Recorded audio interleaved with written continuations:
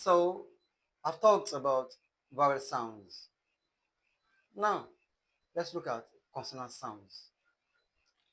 Consonant sounds are produced when airflow is obstructed by the tongue, lips, or teeth.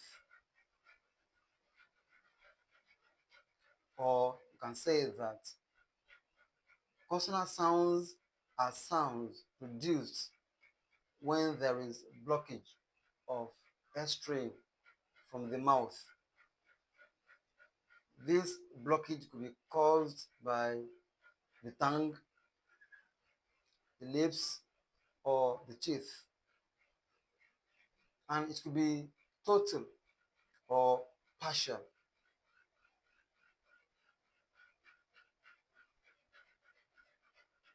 Consonant sounds are classified based on three concepts. Number one, manner of articulation. Number two, place of articulation. And number three, state of the glottis. Manner of articulation. The manner of articulation simply means how the sound is made. How the sound is made. And the first one here is called plosives or stops. And these are the sounds produced in that manner. That is, these sounds are produced in form of explosion. Okay, the articulators involved in their production come together, hold up the airflow, and then release it, and the sound comes out in form of explosion. That is explosive. For instance, p, p, p, b, b, b, t, t, t, d, d, d, k, k, k, g, g, g. The second one is fricatives. Fricatives. So the articulators involved in the production of fricatives hold up the airflow, the airstream, and release it gradually. And the sound comes out in the form of a hiss-like manner, or in a hiss-like manner. Do you understand? And these are the sounds.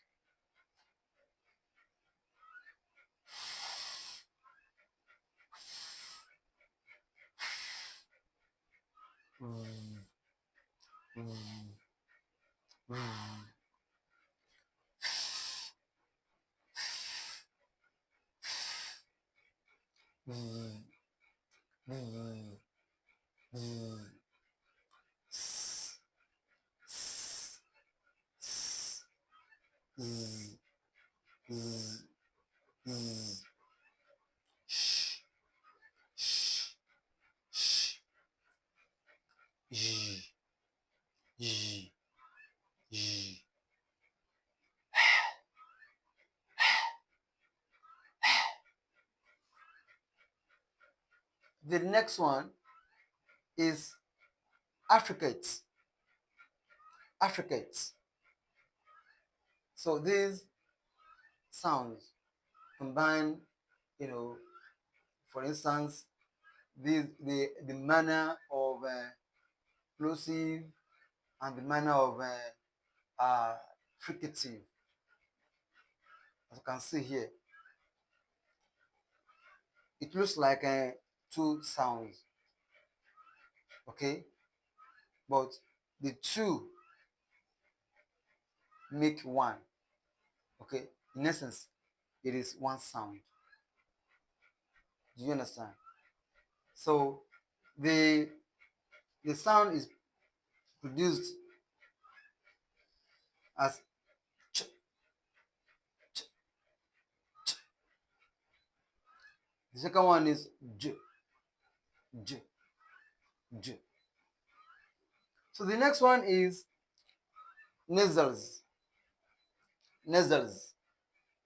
So the nasal sounds are sounds produced through the mouth or nasal uh, orifice through the nose. Do you understand? For instance, mm, mm, mm, mm, mm, mm, mm, mm, mm. The next one is approximate, approximate, approximate. These are sounds produced in a way that the articulators look as if they are coming together, but not really touching each other. For instance, w, w, w, ear, ear, ear. The next one is lateral, lateral, lateral. So we have only these l, l, and then liquid, liquid, liquid, r, r, r. So the sound rose against uh, the articulator without actually touching it. So the second concept is place of articulation. Don't forget, articulation means pronunciation. So the place of articulation means where the sound is made in the mouth, where the sound is made in the mouth. You know, speech organs or articulators are in our mouth. Okay, so the articulators involved in producing these sounds, okay, in place of articulation. For instance, we have bilabia. Bilabia, this is the two lips, the sounds we produce with our two lips. That's a bilabia. Bi means two or double. Remember, I said it before.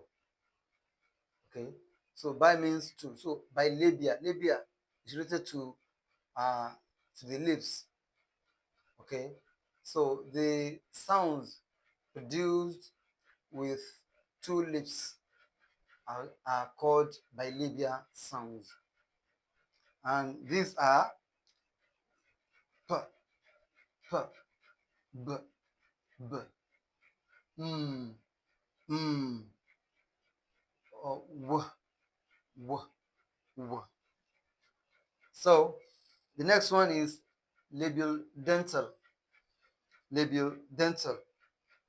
That is the sound produced with our lips and teeth. Okay. Example, we have and v. So we also have dental sounds, are sounds produced with our teeth. Okay, but to pronounce or produce these sounds, okay, the blade of the tongue, okay, is in between our lower and upper front teeth. And if your mouth is not positioned like this, you are not pronouncing these sounds. Your mouth must be like this. Okay? So